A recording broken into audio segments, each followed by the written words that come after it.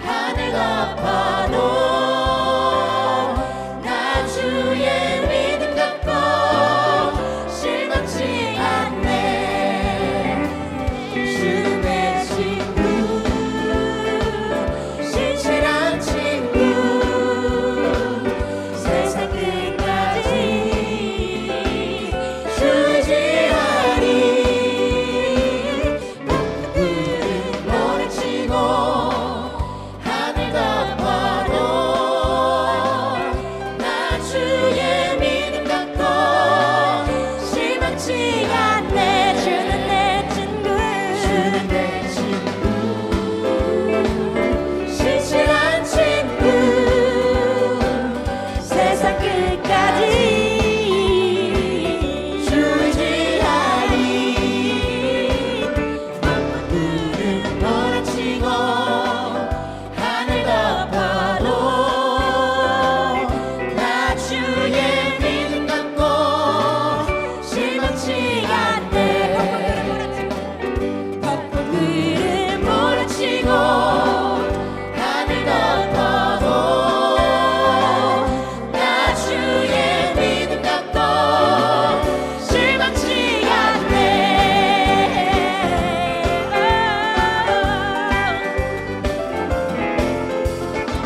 우리를 친구로 불러주신 주님을 한 번 더 찬양하기 원합니다. 나는야 친구 대신 하나님과 푸른 초장 한없이 거니네. 손을 잡고 기쁨을 나누면서 단둘이서 한없이 거니네. 손을 잡고 기쁨을 나누면서 단둘이서 한없이 거니네.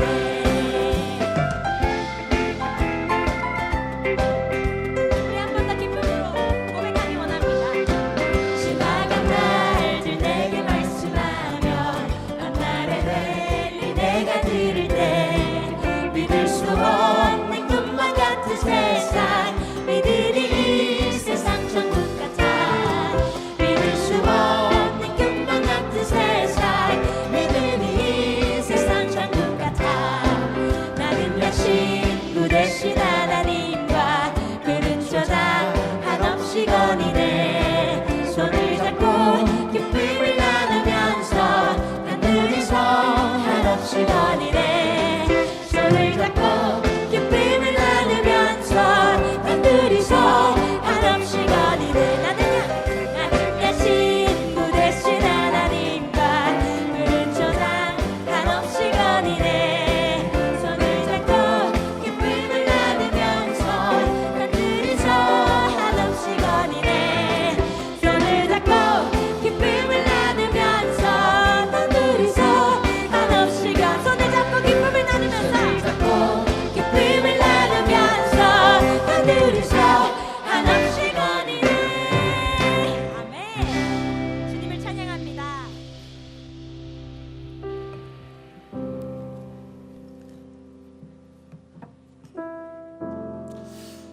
안녕하십니까. 저는 문화부를 섬기고 있는 이성희 장로입니다. 입춘절기가 무색하게 추위가 닥쳐왔습니다.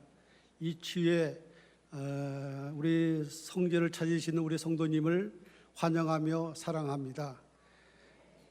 문화부에서는 우리 성가대를 비롯해서 찬양팀이 찬양으로 하나님께 영광 돌리고 있고, 우리 미술 선교에서는 그림으로 또 하나님께 영광을 돌리고 있습니다. 우리 임마누엘 교회에서는 찬양이 살아있는 교회입니다. 그리고 찬양이 역사하는 교회입니다. 바라옵기는 우리 모든 성도님들이 2019년도에는 힘차게 그리고 또 열심히 또 찬양을 해서 하나님께 영광 올리고 그 다음에 찬양하는 문화인으로 살아가시기를 우리가 바라봅니다. 다 같이 하나님께 영광의 박수를 올려드리겠습니다. 기도드리겠습니다. 고마우신 하나님 아버지, 설 명절로 덕담을 나누고 가족 간 만남의 기쁨을 주심을 감사합니다. 오늘도 귀하고 복된 주일 사모하는 마음으로 주의 전에 나왔사오니 우리의 심령을 은혜 가운데 인도하여 주시옵소서. 송구영신 예배를 통하여 지난날을 회개하며 변화된 삶으로 살겠다고 결단하고 다짐하였지만 돌아보면 율법과 할례로 선택받았다고 여기며 주님이 구세주임을 부정하며 살았던 표면적인 유대인들과 별반 다를 게 없이 여전히 옛 모습 그대로 주님께 순종하지 못하였고 내 정욕대로 살아와 모양만 신앙인으로 외식하며 살아왔음을 고백하오니 용서하시고 긍휼히 여겨 주시옵소서.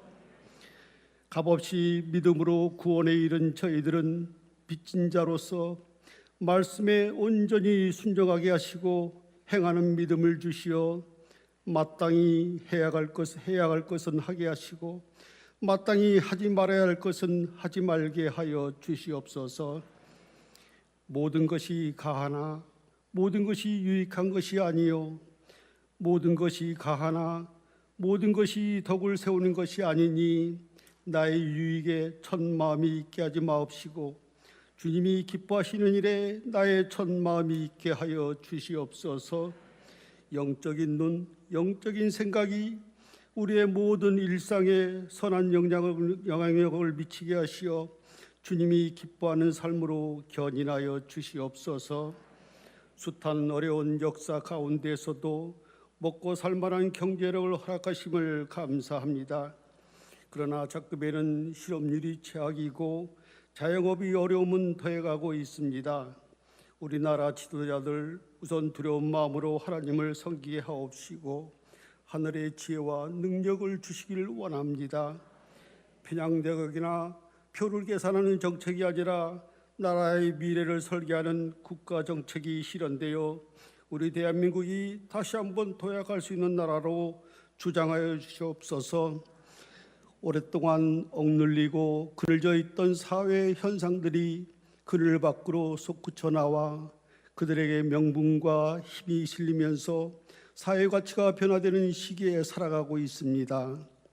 세상은 당신이 바뀌어야 하고 당신이 변해야 한다고 남을 바꾸려 하지만 믿는 우리는 내가 먼저 나부터 바뀌고 변해야 합니다. 믿는 우리부터 바뀌고 세상이 바뀌는 역사가 있게 하여 주시옵소서.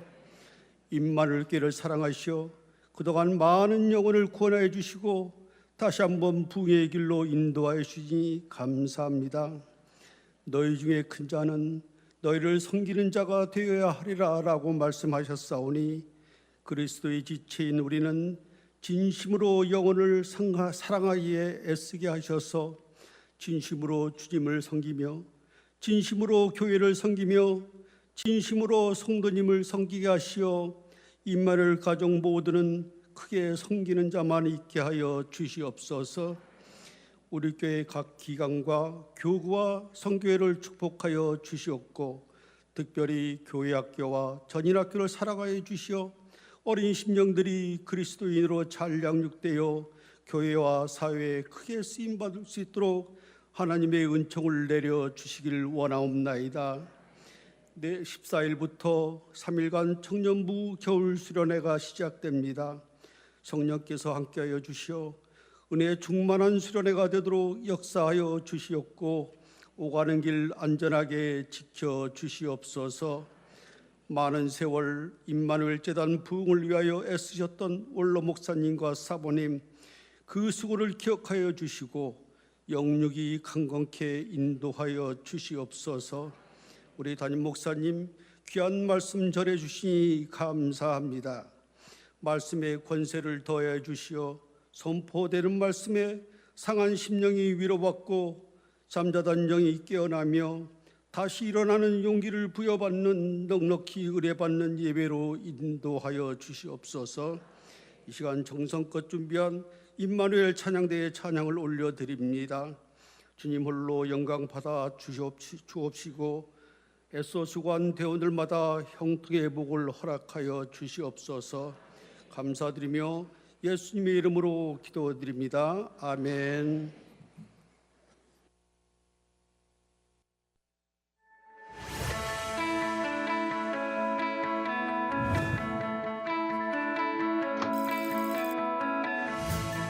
가족들과 함께 즐거운 설 연휴 보내셨습니까?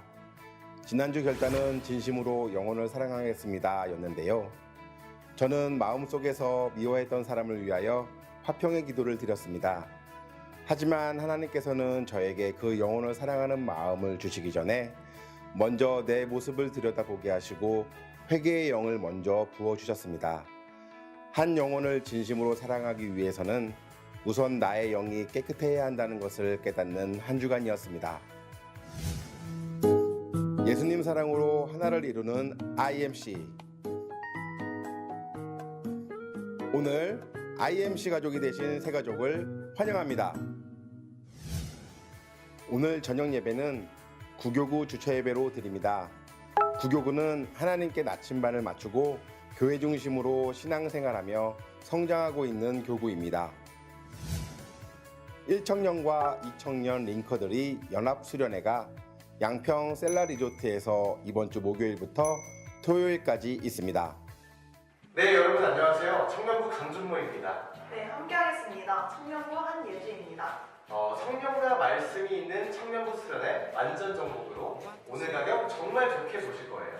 29,900원, 29,900원. 이 저렴한 가격에 숙소에 식사에 성경까지 모든 일정을 준비했습니다. 알차게 수련회 3일 동안 잘 다녀오실 수 있을 거예요. 저희가 하나하나 잘 풀어드리도록 할게요. 자, 함께 보시죠. 제가 웬만하면 이게 비속어라서 이런 말을 잘 안 하는데 이건 정말 초대박, 왕대박 상품입니다. 수련회 한 번도 못 다녀오신 분들은 이참에 싹 다 다녀오셨으면 좋겠어요. 수련회는 주님을 더 깊이 만날 수 있는 계기가 되게 하니까 오늘 수련회 예약하신 분들 모두 성령 에너지 충전하셔서 저희 IMC 홈쇼핑과 함께하는 시간들 더 많아지셨으면 좋겠습니다. 네, 저희는 큰 사랑받고 물러나도록 하겠습니다. 감사합니다. 네, 여러분 고맙습니다. 3일 연휴 예배는 제7남녀 선교회 헌신 예배로 드립니다. 따뜻한 봄이 온다는 것은 성서대학이 시작된다는 것이죠. 3월이 오면 하나님께서 우리에게 새롭게 말씀하실 일들을 기대하며 저와 함께 성서대학에 등록하러 가시죠. 가자!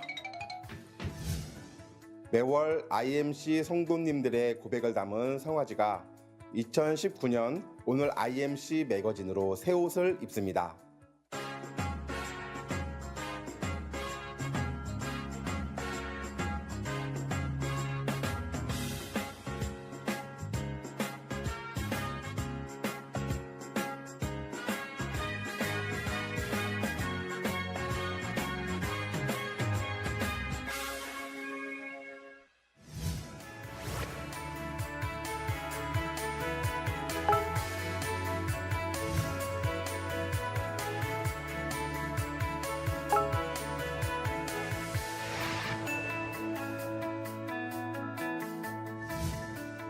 은혜에는 감사와 찬양, 문제에는 기도로 함께 하나님의 길로 달려가는 Let's IMC.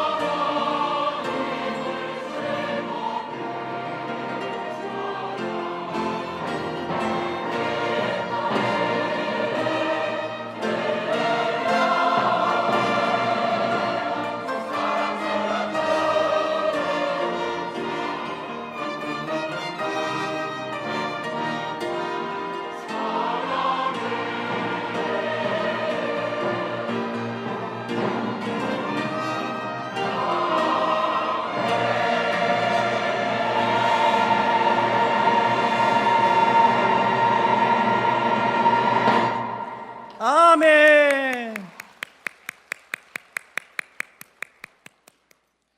할렐루야. 이 시간은 하나님께 정성껏 준비된 예물을 드리는 시간입니다. 시편 50편 말씀을 보면 아삽의 지혜로운 시가 기록되어 있습니다. 아삽은 시편 50편에서 참된 제사에 대한 교훈을 다루고 있습니다. 그 내용 중 마지막 절을 보면 감사로 제사를 드리는 자가 나를 영화롭게 하나니 그의 행위를 옳게 하는 자에게 내가 하나님의 구원을 보인다 라고 기록하고 있습니다. 제사란 바로 하나님께 감사함으로 드려야 한다는 말씀을 기록하고 있는 것입니다. 하나님께 감사함으로 제사를 드리는 자가 구원, 곧 영원한 생명을 얻는다고 성경은 분명히 말씀하고 있습니다. 우리 또한 기쁘고 감사하게 하나님께 예물을 드리고 예배를 드리는 참된 하나님의 자녀가 되어야 할 것입니다. 하나님의 구원은 자신에게 허락된 것을 감사함으로 드리는 자에게 임하게 됨을 기억하며 이 시간 예물 드리기를 간절히 소망합니다. 기도하겠습니다. 우리의 생명을 창조하신 창조주 하나님, 오늘 우리에게 기쁘고 좋은 주일을 허락해 주심에 감사를 드립니다. 주님께서 주신 이 생명을 가지고 오늘도 주님의 전으로 올라와 예배하게 하시고 하나님께서 주신 예물 또한 하나님께 올려드릴 수 있음에 감사를 드립니다. 구별하여 준비하고 드려진 예물을 아버지께서 받아주시고 그 예물이 사용되는 곳마다 하나님의 나라와 하나님의 일이 확장될 수 있도록 주님께서 인도하여 주시옵소서. 우리는 아버지께서 주신 것을 마음을 다하여 정성껏 아버지께 드립니다.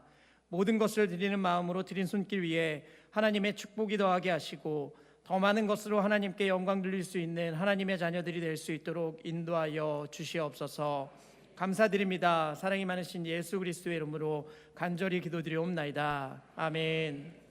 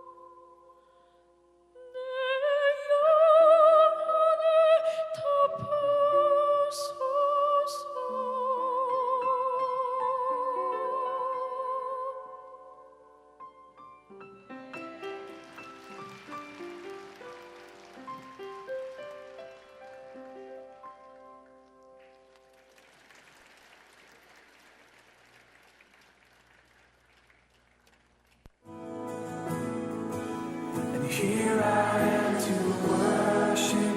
Here I am to bow down. Here I am to say that you're my God. You're altogether lovely, altogether worthy, altogether wonderful. 힘차게 인사하시죠. 샬롬 임마누엘. 네, 오늘 찬양이 너무 은혜스러워요. 네, 평화로다. 우리 임마누엘 모든 성도님들의 삶 속에 평화가 임하기를 기도합니다. 또 우리 임마누엘 찬양대도 I love you Lord. 네, 그 다음은 잘 모르겠어요. 네, 은혜로운 찬양 진심으로 감사드립니다. 주님께서 영광 받으신 줄 믿습니다. 아멘. 지난주 우리의 결단은 진심으로 영혼을 사랑하겠습니다 였습니다. 인간관계는 누구나 권태기를 겪게 됩니다. 그래서 우리가 함께 일하는 사람일 수도 있고요, 그리고 함께 밥을 먹고 잠을 자는 부부 사이에서일 수도 있고요, 그리고 매일 보는 사랑하는 사람의 얼굴일 수도 있습니다. 권태기를 겪으면서 사람들은 소홀해지기도 하고 또 신뢰에 의심이 가는 경우도 생기기도 합니다. 그런데 이것을 심각하게 생각할 필요가 없습니다. 왜냐하면 사람들은 다 권태기를 지나서 더 좋은 믿음의 관계로 성장하기 때문에 그렇습니다. 그런데 이런 때일수록 우리가 조심해야 되는 것이 뭐냐면 이들의 영혼을 사랑하는 마음을 가져야, 그래야 우리 관계들이 더 돈독해질 수가 있습니다. 영혼을 사랑하는 일은 눈에 보이는 것을 사랑하는 것이 아니라, 외모를 사랑하는 것이 아니라 주님이 이 사람을 사랑하셔서 생명까지도 바치신 그 사건을 통해서 주님이 얼마나 이를 사랑하셨는가, 우리도 그 사랑에 동참하는 마음이기 때문에 그렇습니다. 앞으로도 영혼에 대한 이 진심 어린 마음을 잊지 마시고 사랑하면서, 영혼을 사랑하면서 살아가시기를 주님의 이름으로 축복합니다. 아멘. 성경 말씀 보시겠습니다. 오늘 선포하실 하나님의 말씀은 사도행전 4장 18절에서 21절 말씀입니다. 그들을 불러 경고하여 도무지 예수의 이름으로 말하지도 말고 가르치지도 말라 하니, 베드로와 요한이 대답하여 이르되 하나님 앞에서 너희의 말을 듣는 것이 하나님의 말씀을 듣는 것보다 옳은가 판단하라. 우리는 보고 들은 것을 말하지 아니할 수 없다 하니, 관리들이 백성들 때문에 그들을 어떻게 처벌할지 방법을 찾지 못하고 다시 위협하여 놓아주었으니, 이는 모든 사람이 그 된 일을 보고 하나님께 영광을 돌립니다. 아멘. 아멘. 아멘. 아멘. 네, 성령의 능력은 대단합니다. 성령의 능력은 병자들을 낫게 하고 또 회복시키고 눈에 보이는 사건들을 많이 만들어냅니다. 그런데 성령님의 진짜 중요한 능력은 사람의 마음을 바꾸는 데 있습니다. 신념을 바꾸고 의지를 바꾸는 것이 바로 이 성령의 능력입니다. 사람은 잘 변하지가 않습니다. 왜냐하면 사람은 어렸을 때부터 그 구조가 만들어집니다. 어렸을 때 태어나면서부터 엄마가 어떻게 젖을 물리냐, 또 어떤 음악을 듣고 자랐냐, 어떤 환경에 자랐냐, 이것에 따라서 사람은 그 구조가 만들어집니다. 제가 아는 목사님도 어떤 실수 때문에 교회를 이렇게 옮기셨어요.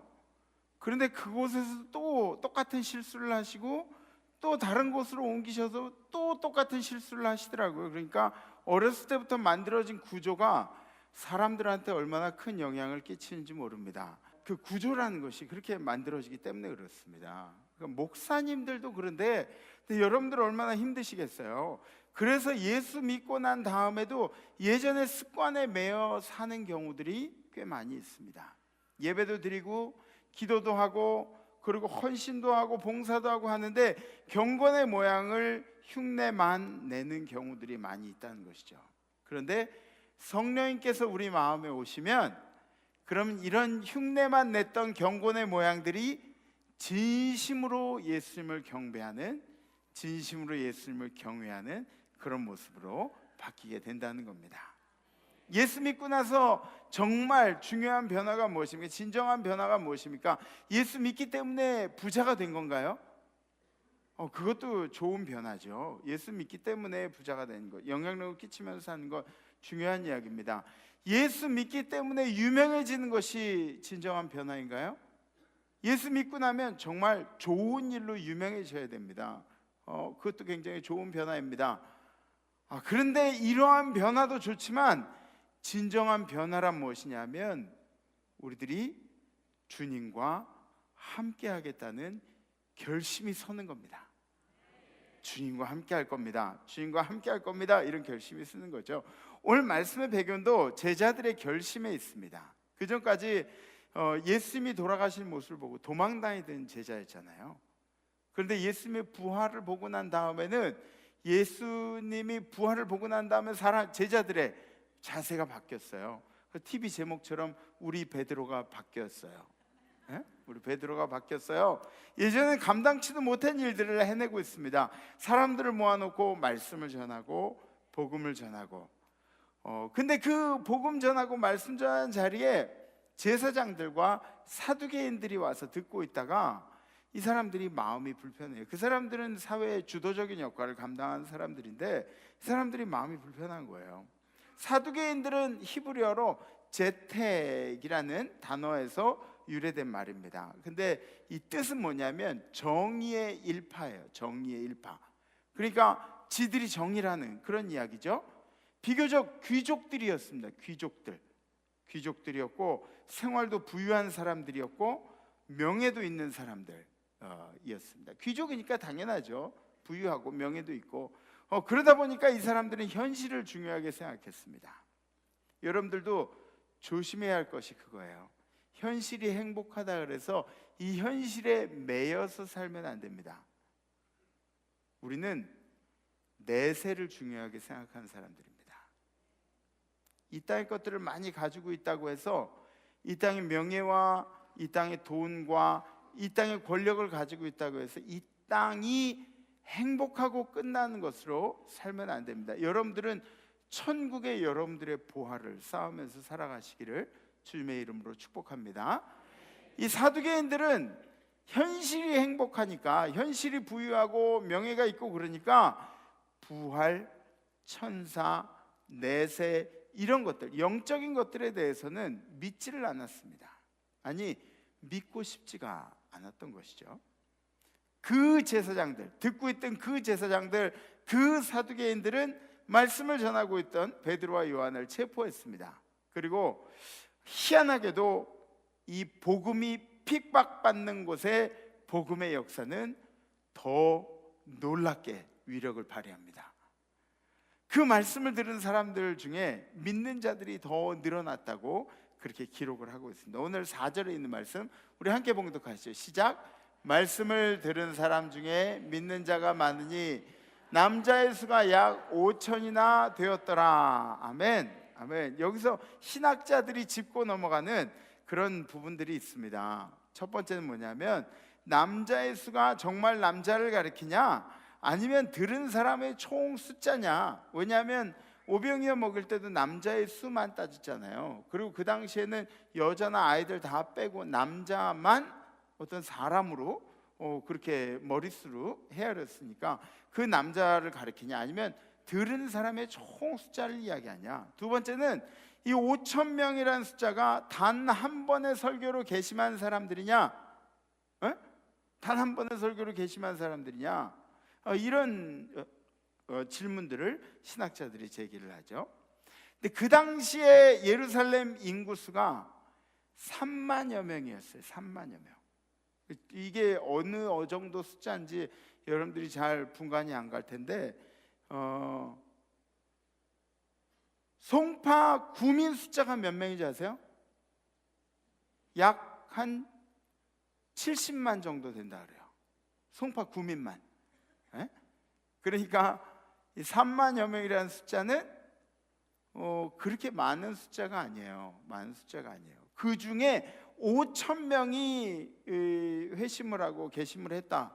이것은 어마어마한 숫자죠. 3만 명 중에는 어마어마한 숫자죠. 그래서 어떤 학자들은 회개한 숫자를 구분 없이 5천 명이라고 주장하는 그런 학자들도 있고, 그 5천 명이 하루에 개심한 사람들이 아니라 계속해서 누적된 사람들이다. 그래서 사도행전 2장 41절에도 나오죠. 베드로가 설교할 때 3천여 명이 회개한 사건, 거기서 누적이 되어서 약 5천여 명이 변화를 받았다, 개심을 했다, 이런 이야기를 하고 있는 거죠.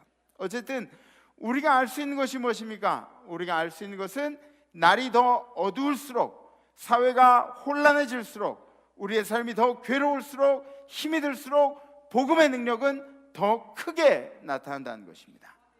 아멘? 다 같이 아멘. 네. 철학자들이나 사회학자들은 종교를 뭐라고 이야기하냐면 오피움이라고 그렇게 얘기해요.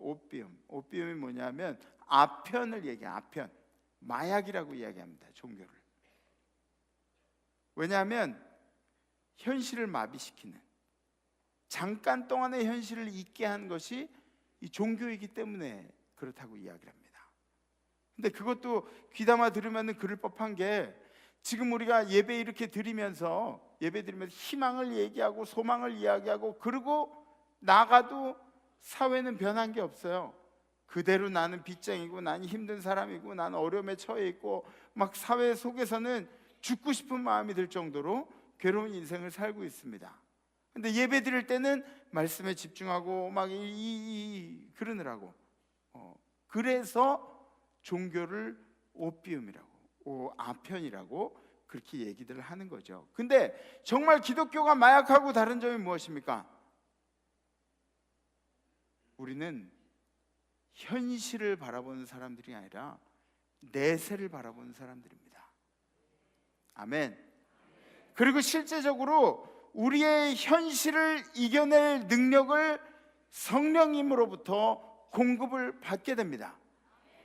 아멘. 그러니까 명심하십시오. 여러분들의 인생이 그늘질수록 성령님의 역사, 말씀의 역사는 더 크게 일어난다는 것을 마음속에 새기시기를 주님의 이름으로 축복합니다. 베드로와 요한을 체포해서 신문을 하는데, 그런데 베드로가 당당하게 주님을 전하죠. 근데 베드로가 당당하게 주님을 전하는데, 베드로는 원래 어부잖아요. 사람들을 생각해도 이 어부는 굉장히 거칠고 상스럽고 좀 모질라고 막 이런 생각을, 고정관념을 가지고 있을 텐데, 그런데 이 사람들이 들으니까, 공회에서 사람들이 들으니까 베드로가 지혜 있게, 지식 있게 이렇게 이야기를 한단 말이에요. 세상 학문으로 이야기하면 어떻게 그들을 이기겠습니까? 어떻게 그들을 이해시키겠습니까?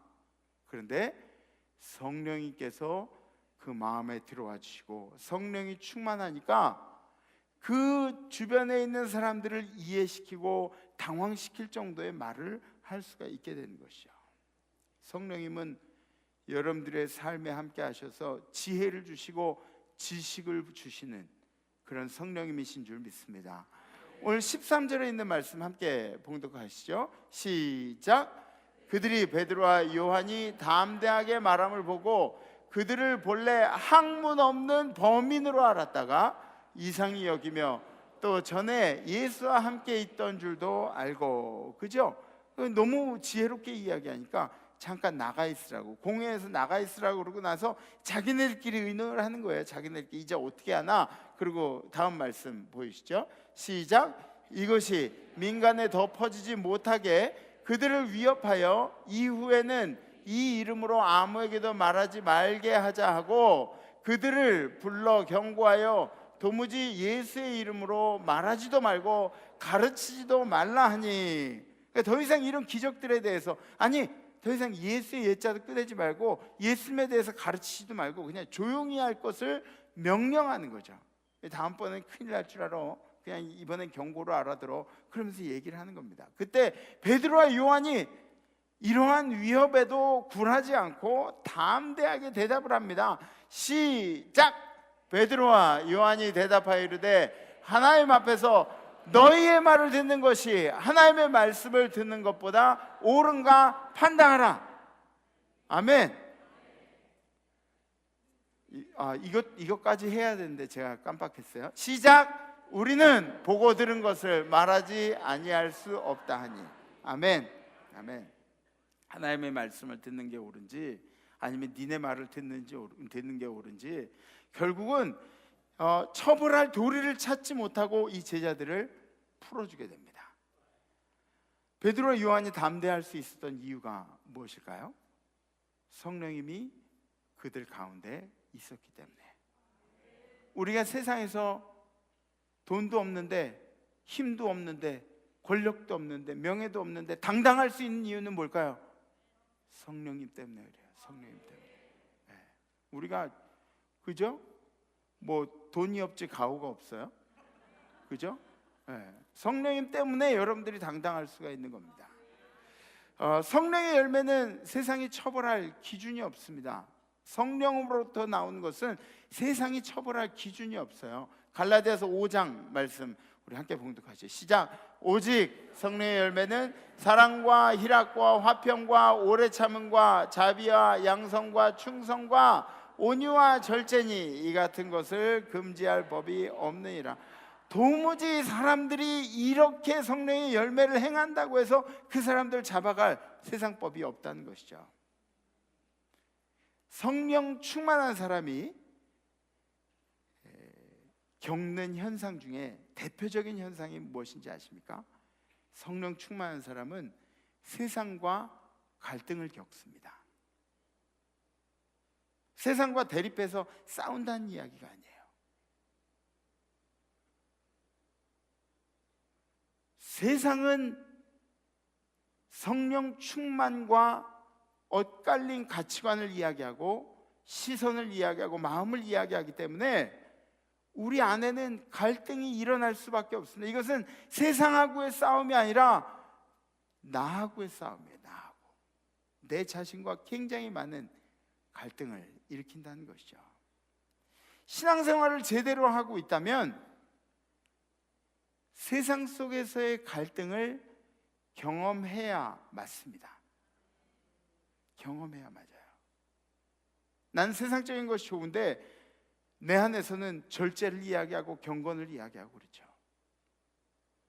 우리 다 내려놓고 솔직하게 한번 이야기해 보죠.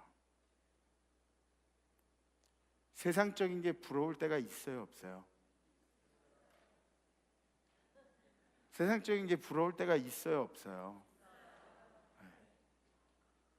눈만 감고 계시지 말고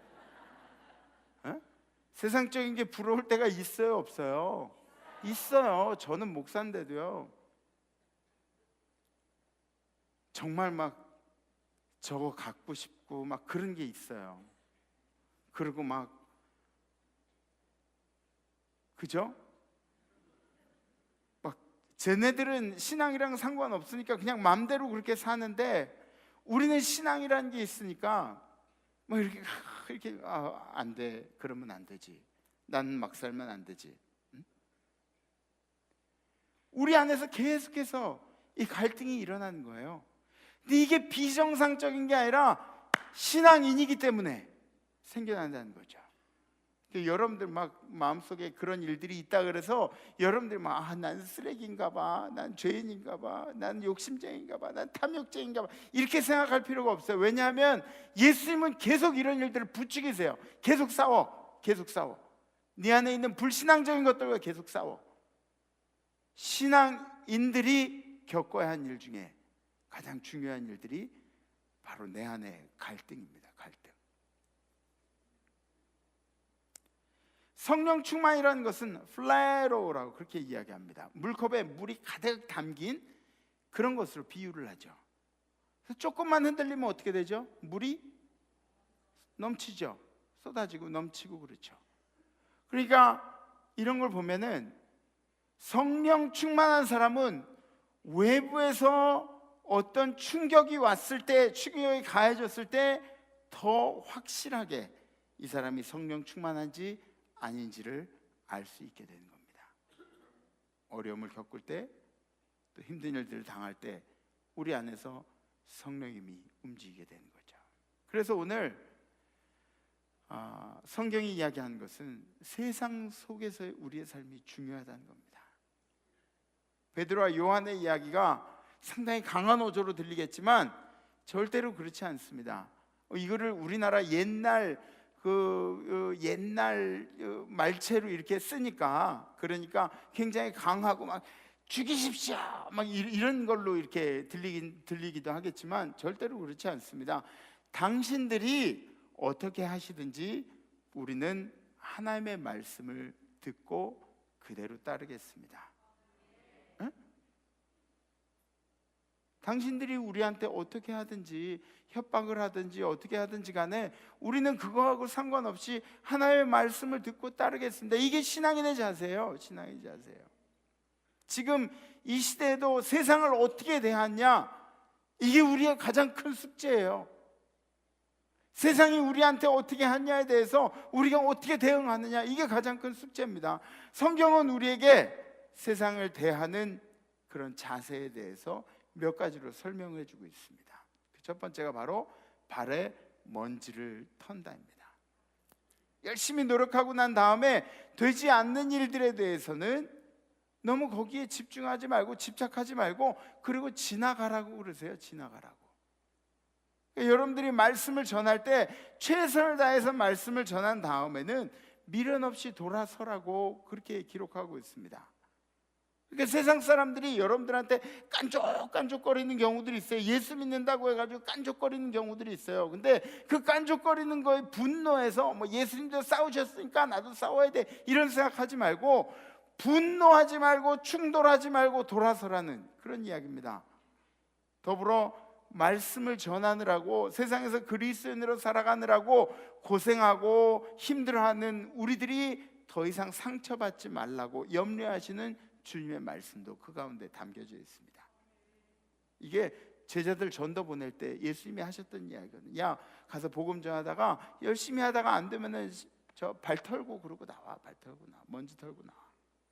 두 번째는 알곡과 가라지를 너희들이 구분하지 말라고 성경은 기록하고 있습니다. 마태복음 13장 말씀 우리 함께 봉독하시죠. 시작. 둘 다 추수 때까지 함께 자라게 두라. 추수 때 내가 추수꾼들에게 말하기를 가라지는 먼저 거두어 불사르게 단으로 묶고 곡식은 모아 내 곡간에 넣으라 하리라. 아멘. 아멘. 그 일들은 나중에 혼을 내고 말고 이런 일들은 주님이 하실 일이니까, 주님이 하실 일이니까 우리는 그런 일들에 대해서 너무 판단하느라고 집착하지 말고 정죄하느라고 집착하지 말라는 이야기죠. 주님이. 우리는 우리의 신앙을 지켜가면서 살지만 누군가를 집착하거나 정죄하거나 그러지 말라는 성경의 이야기입니다. 세 번째는 모세가 다 하지 못한 일은 여호수아가 한다고 성경이 기록하고 있습니다. 모세는 출애굽을 시켰어요. 그런데 가나안 땅에 들어간 것은 모세였나요? 여호수아였어요. 이 뜻은 뭐냐면 이 세상에 누구도 원망하지 말라는 이야기입니다. 반드시 나라는 의식도 사라져야 하고 누구 때문에라는 의식도 사라져야 하고, 가나안 땅을 우리에게 주시는 분은 모세도 아니었어요. 여호수아도 아니었어요. 가나안 땅을 우리에게 주시는 분은 여호와라는 데 중심이 있습니다. 여호와. 모세도 아니고 여호수아도 아니에요. 누굴 원망할 필요도 없어요. 누구 때문에도 아니에요. 성경은 우리에게 이렇게 신앙생활하면서 살아가라고 이야기하고 있습니다. 세상을 대하는 우리의 자세는 온유함이어야 합니다. 온유함. 온유함. 세상에 많은 사람들이 예수를 부인하진 않아요. 근데 세상에 많은 사람들이 예수 믿는 사람들이 왜 그렇게 살아가는지에 대해서 얘기해요. 비웃고, 그리고 우리보다 교리를 더 잘 알아, 세상 사람들이. 어? 교회 안에만 머무르는 신앙의 모습들, 경건의 모습들, 교회 안에만 머무르는 이 온유의 모습들, 과연 예수님이 좋아하시는 걸까요? 예수님이 좋아하시는 걸까요? 세상을 대하는 스데반 집사님, 여러분들 스데반 집사님이 첫 번째 순교자라는 거 아시죠? 온유함으로 세상을 끌어안으신 분이에요. 이 스데반 집사님은 죽었는데 스데반 집사님이 세상을 다 품어안고 가셨어요. 자기를 뭐 욕하는 사람들, 자기에게 돌 던진 사람들 모두를 그냥 품어안고 가셨어요. 그런데 이 사건의 주체가 스데반 집사님의 그 온유함이나 스데반 집사님의 순교나 이런 것이 아니라 스데반 집사님이 성령의 도구가 되었다는 것이죠. 스데반 집사님은 그 사건의 주체는 성령님이었다는 겁니다. 그 사건의 중심 인물이 스데반이 아니라 성령님이셨다는 거예요. 개인적인 영광이 아니라 하나님의 영광을 돌린 그런 사건이었습니다. 온유함으로, 온유함. 한번 저를 따라해 주세요. 온유합시다. 네, 온유는 뭐라고 이야기하냐면 프라우테스라고 합니다. 다 같이 프라우테스. 발음이 너무 좋아요. 그 뜻이 뭐냐면 길들여진 인격이라는 거예요. 프라우테스, 길들여진 인격. 뭐에 길들여졌느냐? 성령에 길들여진 인격. 성령에 길들여진 인격. 세상에 길들여진 인격? 아니요. 성령에 길들여진 인격. 텔레비전에 길들여진 인격? 에? 마눌님한테 길들여진 인격? 에? 아니에요. 예수님께 길들여진 인격. 예수님께 길들여지면 어떻게 살아가야 하는지를 온유하게 살아간다는 것을 이야기하는 것이죠. 모세를 온유함의 대명사로 그렇게 이야기합니다. 근데 모세가 온유했나요? 온유한 사람이 막 자기네 민족 괴롭힌다고 살인을 하고 막 그러나요? 온유한 사람이? 아니요. 모세는 그 행복한, 그 권력 있는, 힘 있는 왕궁의 생활을 정리하고 나서 하나님을 만난 다음에, 광야에서 하나님을 만난 다음에 그 다음에 온유함의 대명사로 불려지게 되었습니다. 하나님께 길들여지고 나서 여러분들의 인생이 우리 예수님께 길들여지기를 간절히 기도합니다. 그래야 세상에서 온유하게 살아갈 수가 있어요. 온유하게 살아갈 수가 있어요. 세상이 끝날 때까지 이 헤게모니 싸움은 없어지질 않아요. 헤게모니 싸움, 누가 쥐느냐, 헤게모니 쥐느냐. 요새는 우리 나라적으로도 그렇고 세계적으로도 그렇고 막 여러 가지 헤게모니 싸움들이 있잖아요. 북한이 쥐느냐, 아니면 미국이 쥐느냐, 우리나라가 쥐느냐, 보수가 쥐느냐, 진보가 쥐느냐, 고용인이 쥐느냐, 아니면 노동자가 쥐느냐, 아버지가 쥐느냐, 어머니가 쥐느냐, 내가 쥐느냐, 우리 마누라가 쥐느냐, 뭐 이런 헤게모니 싸움들이 계속됩니다. 근데 예수님은 어떠셨나요? 모든 주도권을 우리에게 넘겨주셨죠. 그럼에도 불구하고 그분은 모든 걸 이기신 분으로 우리에게 기억됩니다. 세상을 이기는 방법은 헤게모니를 쥐어서 이기는 것이 아닙니다. 세상과 부딪히는 이 갈등을 삭혀내면서, 이 갈등을 이겨내면서, 절제해내면서 주님을 붙든 적이 얼마나 있었는가? 부딪히지 않고 분노하지 않으려고 노력하면서 주님을 붙든 적이 얼마나 있었는가? 성령님께서 내 안에 일하시지 않고는 절대로 불가능한 일입니다. 여러분들이 여태까지 살아오시면서도 아마 그런 거 느끼신 적이 있으실 거예요. 내가 막 분노하고 싶을 때 나를 붙잡아서 나를 온유케 하시는, 나의 마음을 어루만지시는 그런 성령님의 역사들이 분명히 있습니다. 그래야, 성령의 역사가 있어야 여러분들이 세상을 이겨낼 수가 있습니다. 아멘. 아멘. 아니, 정정하겠습니다. 세상을 이기는 방법은, 따라하실 필요는 없어요. 세상을 이기는 방법은 여러분들 자신을 이겨내야 되는 겁니다. 성령 때문에 온유함으로 승리하시는 이번 한 주가 되시기를 주님의 이름으로 간절히 축복합니다. 우리 함께 결단하시겠습니다. 지난주에 제가 가까운 목사님 어머님이 돌아가셔서 그래서 이 장례를 갔었는데요. 장례 예배를 참석하려고 갔는데 한 1시간은 일찍 나갔어요. 근데 이 아산병원은 낮에 그렇게 완전히 붐비더라고요. 완전히 붐비더라고요. 우리는 장례 예배하면 새벽에 하잖아요. 출근 전에.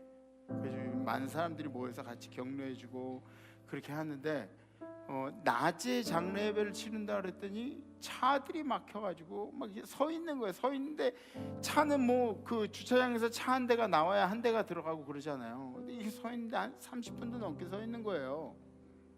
근데 저 뒤쪽에 서 있는데 자꾸 주차요원이 자꾸 다른 차를 이렇게 앞에 껴놓는 거예요.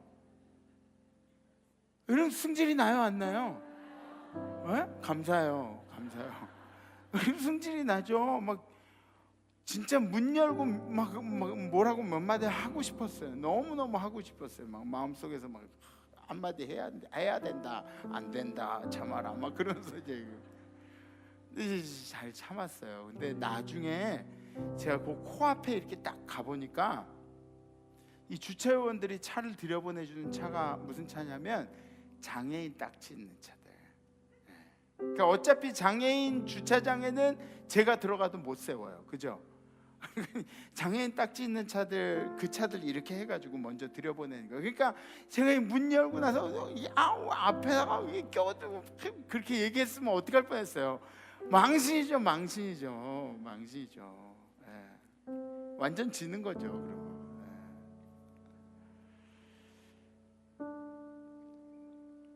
그리스도인으로서 세상을 살아가는 일은 부딪힐 일들이 너무 많고 마음의 갈등이 너무 많이 일어나요. 오해도 많고요, 편견도 많고요, 삭혀야 되는 것도 너무너무 많아요. 삭혀야 되는 것도. 그런데 이러한 모든 상황 가운데서 나를 이겨내지 못하면, 나 자신을 이겨내지 못하면 세상에서 승리할 수가 없습니다. 세상에 승리할 수가 없습니다. 그리고 여러분들 스스로를 이기는 방법은 성령님만이 가능하다는 것. 성령님만이 가능하다는 것. 그래서 이번 한 주에 여러분들에게 이러한 제안을 해봅니다. 우리가 결단할 내용은 한 템포 인내하겠습니다. 요거 굉장히 중요한 것 같아요. 한 템포 인내하면 잠깐 뭐 이렇게 그 입에서 한마디 하고 싶은 거를 한 템포 삼키고 조금만 인내하면, 그리고 막 분노하고 싶은 거 막 이렇게 분노하고 싶은 거 한 템포 인내하고, 우리 자녀들에게, 아내에게, 또 사랑하는 남편에게, 또 아버지에게, 어머니에게, 가족들에게, 그리고 여러분들이 사랑하는 모든 이들한테 한 템포 인내하겠습니다. 혹시 이 결단 이번 한 주간 여러분들 실천하실 분들, 결단되시는 분들 가슴에 손을 얹어주고 손을 이렇게 들으셔주셨습니다. 한 템포 인내하겠습니다. 그래요. 감사합니다. 우리 함께 찬양하겠습니다.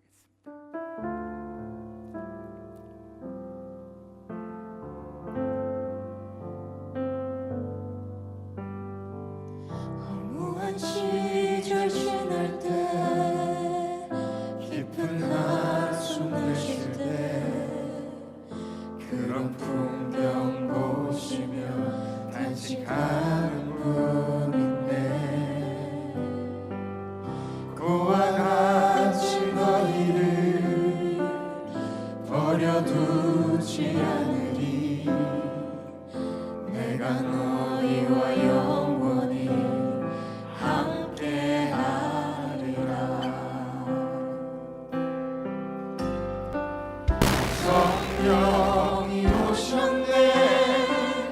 성령이 오셨네, 내 주에 보내신 성령이 오셨네. 우리 인생 가운데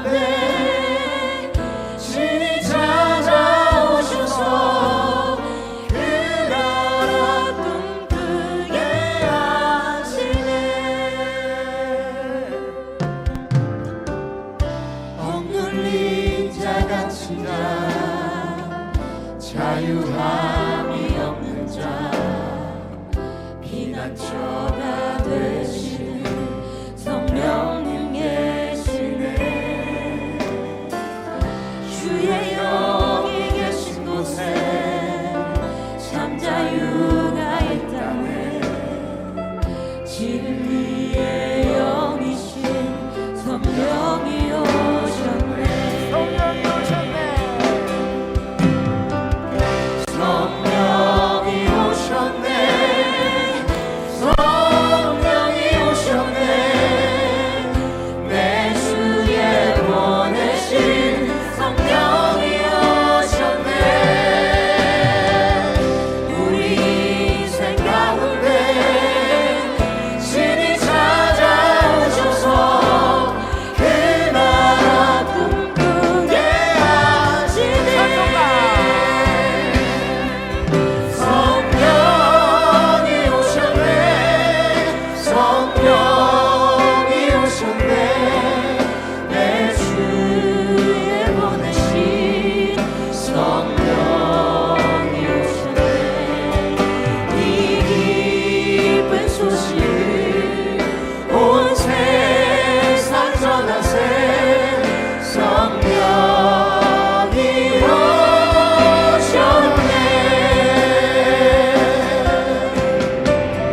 성령이 오셨네 성령이 오셨네 내 주에 보내신 성령이 오셨네 우리 인생 가운데 신이 찾아오셔서 그 나라 꿈꾸게 하시네 그 나라 꿈꾸게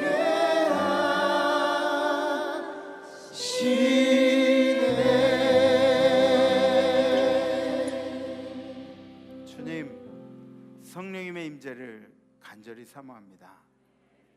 우리가 교회 안에서 신앙인이 아니라 교회 밖에서도 우리의 온유한 모습을 성령을 통해서 세상 가운데 함께 나눌 수 있도록 인도하여 주시옵소서. 그래서 이번 한 주간 우리가 결단하기를 한 템포 인내하고 살아가겠다는 결단을 합니다. 주님께서 도우셔서 세상에 분노하지 않고 그리고 싸우지 않고 티격태격하지 않고 주님의 말씀을 세상에 몸으로 전하는 우리 임마누엘 성도들 되도록 인도하여 주시옵소서. 사랑하는 사람들 또 처음 보는 사람들 우리 주변에 있는 모든 이들에게 한 템포 인내하며 승리하는 한 주를 주님께서 허락하여 주시옵소서. 감사드리며 예수님 이름으로 기도합나이다. 아멘. 주여 우리들에게 성령의 담대함을 주옵소서. 아멘. 우리에게 온유한 마음을 주셔서 승리하게 하여 주옵소서. 아멘. 늘 성령이 주시는 능력과 소망 가운데서 하루하루 한 사건 한 사건 매일매일 승리하게 하여 주옵소서. 아멘. 성부 성자 성령의 이름으로 축복하옵나이다. 아멘. 이번 한 주간 한 템포 인내하신 거 잊지 마시고 다음 주에 뵙겠습니다. 렛츠 만에